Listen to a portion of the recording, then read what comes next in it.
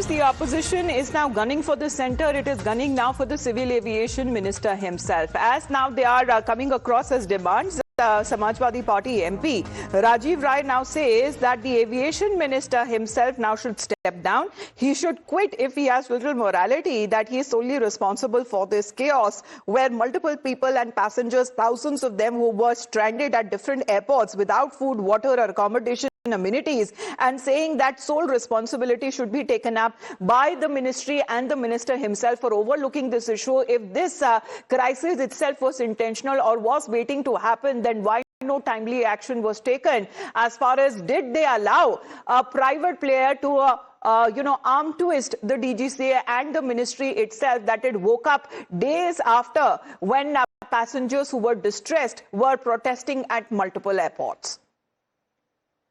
He should quit immediately if he has little moral feeling with him.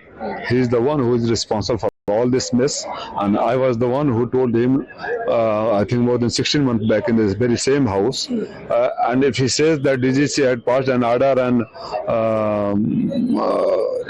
Indigo was not following that, means he is incapable of running his ministry.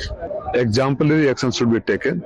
So, be it any airline or any, for that matter, organization, should not take passengers or citizens of this country for granted, and government should stop working for a particular individual or particular business house. Well, if action needs to be taken, then the minister himself should pay for it and must take responsibility for the same. That is the reaction coming in from the opposition side, asking the Mantri himself, the Civil Aviation Minister, to step down and take responsibility of the Indigo crisis. We'll continue to get you the details that are now coming